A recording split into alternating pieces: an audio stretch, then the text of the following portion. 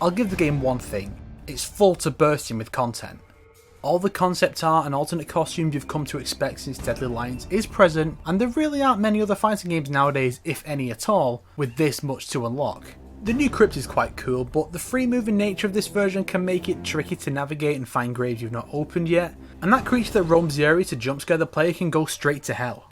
You have the standard arcade mode, training mode, no puzzle or motor combat like modes, but test your might and test your sight return, alongside the accuracy based test your strike, and the combat modifying test your luck. But one of the biggest new additions is the Challenge Tower, a 300 stage mode of scenarios ranging from defeat Sector without taking so many hits to the head or you die, to kill all 3 bosses and Melina in one run with random modifiers. And then we have the story mode. Before I discuss the story itself, I need to go over the mode it's housed within. You see, fighting game stories are typically done in a few ways. One is just a bio and ending for each character, with canon being figured out in the next installment. Another is the same but with a few fully contextualised fights along the way. And in the case of Deception and Armageddon, a prequel story focused on one character leading into the game's main events. In recent years, however, there's been something of a shift towards a full story mode with cutscenes to transition between battles, which is typically credited to this game, although other games have had similar systems before it. This specific system debuted in MK vs DCU and has since been reused in both Injustice and MKX. And I hate it.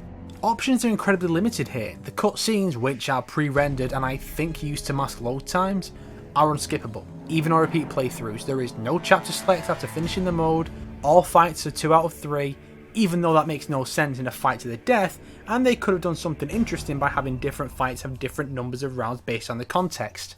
But the biggest problem is that the structure of the mode itself is incredibly poorly thought out. See, the way it works is the story is split into character-centric chapters, 16 in this case, each consisting of 4 fights. I think the idea is to let the player get used to the character through a few consecutive fights, rather than jumping back and forth repeatedly and forcing the player to get used to a new moveset more often.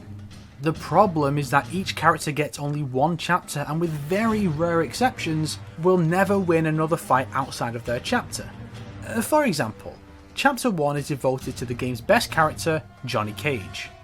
In this chapter, he defeats Reptile, Baraka, Sonya, and Kano one after the other in the space of about 20 minutes while they're all fresh.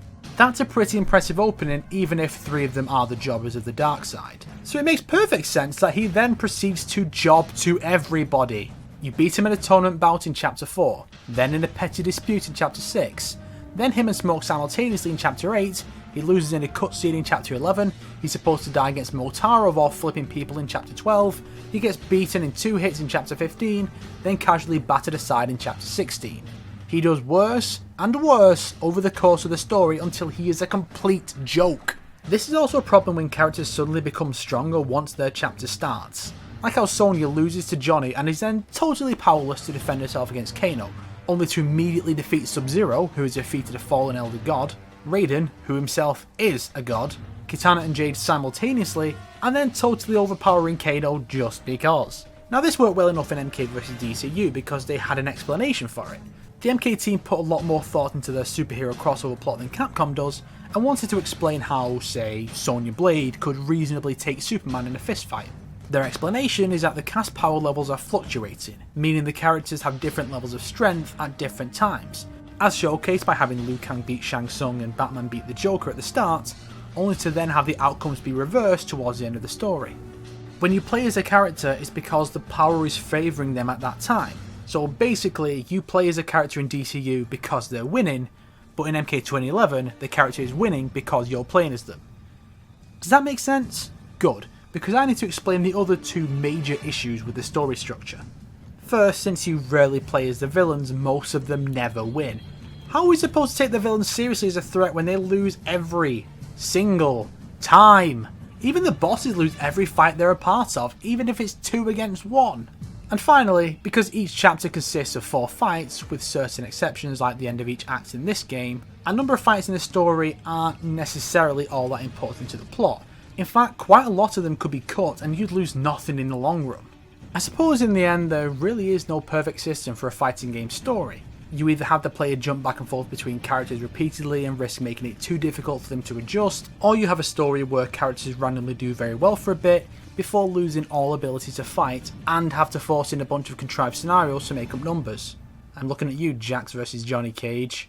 Dead or Alive 5 has basically the same setup, but it alleviates the issue somewhat by having each chapter include fights for a character that don't necessarily take place one after the other. It jumps around the timeline to retain moveset consistency for a few fights and to simply divide up the story, but it also makes the story a little hard to follow at times. But the ability to replay any match afterwards, all displayed on a convenient timeline, helps alleviate this. X-Men Next Dimension from 2002 simply had the player alternate as needed, and even allowed the player to select their character at certain points. Since it lacked chapters, they didn't need to force extra fights in to make up numbers, nor to limit a character's usefulness to just one part of the story. This allowed the most natural story flow with the least amount of filler fights. I think this is the best way to do a story mode.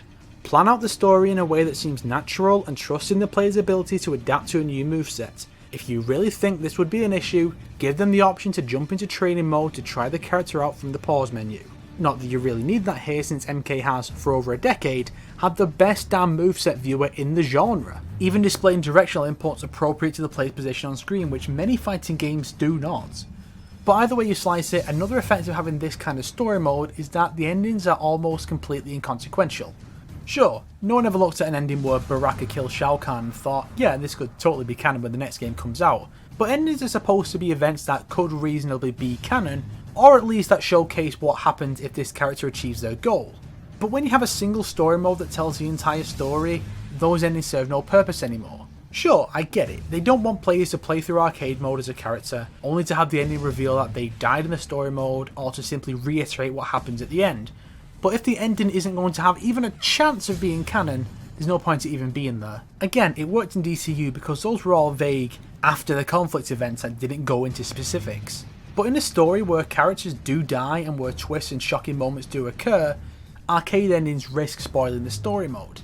Yes, I'd miss endings if they weren't there at all, like Soul Calibur 5 or Dead or Alive 5, and I do understand why they did it, so I think the best solution would be to either lock the arcade mode until story mode is complete, or at least put up a spoiler one, or alternatively, they could just approach endings the way games like Tekken do, where the endings can just be simple events from the character's life, like Liu Kang's could be about his selection to compete in the tournament and Bo Rai Cho providing some words of wisdom.